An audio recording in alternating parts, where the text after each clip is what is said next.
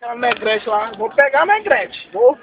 Fala aí, fala. Vou estancar na cara dela. Ei, vai rasgar. Olha aí, rasgou o copo aqui, o Zé Buceta. Vai pegar o copo lá então. Pega o suco aí que tu quer, ó, velho. Ó. La fruta. Tem um bonézinho aqui pra mim, filho. Leva aí o suco, hein. Pega o teu Jack e leva o suco. Não, a gente reveza, pô. Vai fazer aqui. Leva a tua aí, tu vai fritar de calor lá, ô de fio. Tá frio demais, mano. Pega a tua Jack aí. Não, vou levar não. Então me dá aí, então. Vou usar as duas, me dá aí. É doido, é? Vai lá no Polo Sul. Não, sério, pega aí. Não, usar as duas. Aí tu vai querer lá, eu te dou. Não, eu vou querer não. Então me dá aí que eu vou usar. Não, a minha é grandona, velho. Eu quero a grandona. Deixa eu iluminar aqui o caminho aqui.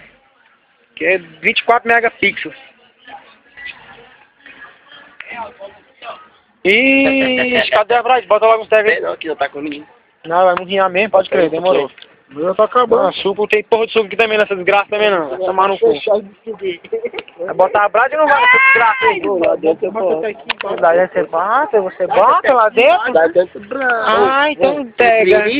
Vamos fazer um frevo depois aqui? Só nós. Só nós. Tem clínica? Vai beber só suco agora. Mano, cadê a voz? Tem voz nessa porra, nessa festa aí não, hein? Morrinhar de volta pessoal, hein? O vídeo do carro lá tem. Não, veio que tá brolando. Volta lá. Aluguia. Bora, aloha. Nota aí de 2,29 Deixa eu tirar o carro aí. Ixi, a cabeça lá. Ixi, dente lá é magro. Tem que tirar o golzinho lá atrás pra sair. Vai tirar 3 carros. Não, tem que tirar umas 50. Não, aqui pra trás os caras tem que deixar a pista, pô, velho. Ó, o carro é do moleque, ó. Quero sair, velho. Vou sair mesmo, velho. Vou sair mesmo. Agora é o seguinte, eu vou falar lá. Se o nego não sair, meu irmão, vou meter engate pra trás aí, quero foda-se. Vai. Tô nem aí, não. Vai. Aqui é o seguinte, cara, eu tive que meter dentro do mato o carro. Os caras pegam e param o carro no meio de tudo, velho.